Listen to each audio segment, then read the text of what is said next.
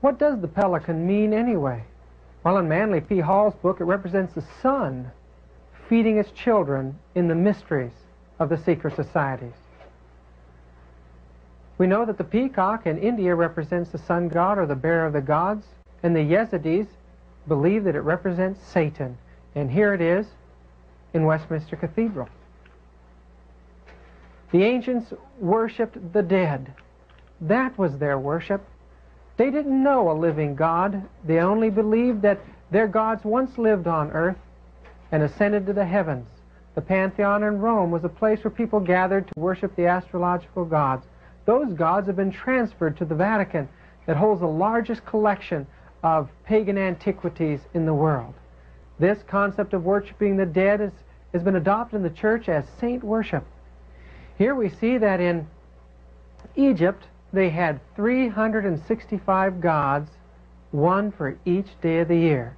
Did you know that in Roman Catholicism there is a saint for every day of the year? A saint for every occupation? Every one of those saints at one time or another is a reflection of some pagan deity. As you go into the churches, you'll find that there are sarcophaguses of the dead everywhere you go. In fact, I believe that the church itself is the world of the dead. This great altar in Burgos Cathedral, though it's magnificent and 4 stories high with saints all over it, is nothing more than a continuation of the worship of the dead. The popes are embalmed and placed in caskets, 3 inside each other, placed beneath the floor of St. Peter's Basilica, and there the people gather to pay them homage, to do their rosaries before them and kiss their caskets. Indeed, even some of the smallest cathedrals and churches have beneath the floors places in the old world where they buried their dead. Notice on this cylinder seal from 2,500 years before Christ that this priest is holding something that looks like little balls in its hands. Reliefs from Babylon and Mesopotamia show the priests and the genii holding beads in their hands. Yes, beads was part of the worship of Babylon. Here, from the Pergamum Museum, these beads were taken from the Babylonian bull cult. Or these beads of Pharaoh Amenhotep IV were buried with him in his grave. They were prayer beads. And throughout Egypt we find them in the graves as a special part of the worship of those people. In India, the Hindu religion and the Buddhist religion all used beads in their prayers. Even in the Muslim world, we find that prayer beads were an important part of the worship of Allah. And when you see prayer beads in the church, you know, as a matter of fact, that they are from the pagan worship. They have no place in Christianity. Candles represent the immortality of the soul. The fire was the earthly representative of the sun. It was ever to be kept burning in the pagan temples, such as this Buddhist pagan temple. But when you look at the altars in Catholicism today, there's not even a faint reflection of paganism. It's an absolute image of the pagan world before.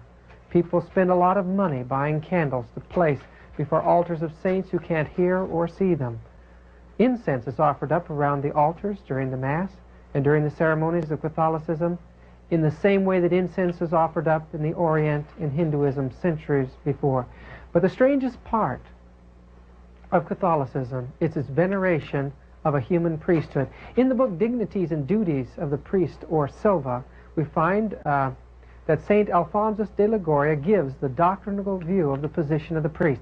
We find in obedience to the word of his priest, hoc est corpus meum, God himself descends on the altar, that he comes wherever they call him and as often as they call him, and places himself in their hands, even though they should be his enemies.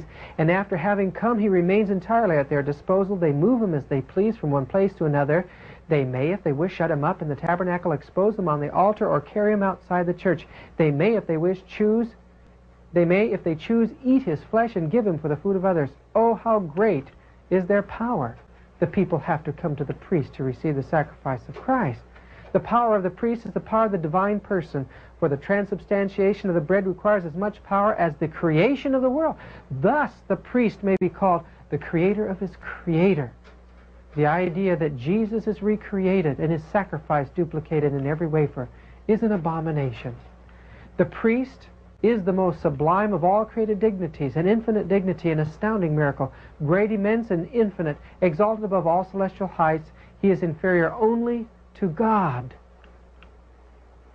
The priests in this position stand in the very place that the pagan priests did of the ancient world. Christ never initiated an earthly priesthood. A priest, in absolving a sinner, performs the very office of the Holy Ghost in the sanctification of souls. To see people lined up to confess to an earthly man, feeling that they'll receive sanctification or forgiveness because of that act, is one of the saddest things. Innocent III has written, "Indeed, it is not too much to say that in view of the sublimity of their offices, the priests are so many gods." How could it be that men could be so blinded? But we realize that that form of Catholicism that we see today came out of raw pagan idolatry. As priests were set aside for the worship of God, so women were set aside in the ancient temples as Vestal Virgin or priestesses. Today we find young girls are prepared for a female form of priesthood, the nuns. The nuns in the open convents appear to do many wonderful things, but in the closed convents they're used by the priests. There they suffer, and there they die, and never allowed to see their family or their friends again. We don't fully understand what goes on behind the closed doors of those convents, but someday I pray to God that they'll be opened up and the truth will be revealed. The wearing of towers symbolized the rulership of the heavens, earth, and the underworld, the great tower builder, the Pont Maximus, and this is the name of the Pope. It's to be seen over doorways and on tombs throughout the Vatican. Names of the Pope by the Church to add up to the name, to add up to the number 666, such as this name Vicarius Filii Dei, the Vicar of God. In Latin it adds up to 666. On this sacred door we see that each of the popes were 666 gods. This door has crests for each of the popes since it was put in, and notice those crests. Why, in each one of those crests are the number 666, 3 V's, 3 fleur-de-lises, 6 pointed stars. Latinos, or the Latin-speaking man, adds up to 666 in the Greek language. That man allows himself to be carried as God on the Sedia Gestoria in Peter's Basilica. And here we see the Pope sitting on a throne with a zodiac band around the top of it. Dux Cleri, captain of the clergy, equals 666. Ludovicus, vicar of the court, adds up to 666. Anciently, Zeus presided over the circle of the zodiac. Atlas held up the zodiac, both symbols of the 666 God. But here on this publication published in Rome in 1527, Pope Clement is seen sitting on the zodiac. One part of the universe turned by a devil, and the other part of the universe turned by an angel. The Pope here is being depicted on this book of astrological charts as the 666 God, the ruler of the zodiac, the God of both good and evil. Italica Ecclesia adds up in the Greek language to 666, the Italian church. The center of that church is St. Peter's Basilica in Rome today, and as you get up above and you look down over the colonnade, you'll see that it's surrounded by solar symbols. A Latina Basilica, the Latin kingdom, adds up to 666 again. That kingdom is symbolized on this coin from 1825 as a woman sitting upon a globe with a band around it. The church itself is the 666 God. Who is the God of Roman Catholicism? It looks like Jesus, but it is a counterfeit of the true God. And on this altar in the Jesuit chapel in San Francisco are 6 occult symbols of the sun representing the God of the Mass. In St. Peter's, in the Vatican in Rome, we notice this monstrance with 3 little letters under the case. SFS, Sos, Stigma Sos, are 3 hieroglyphs for the number 6.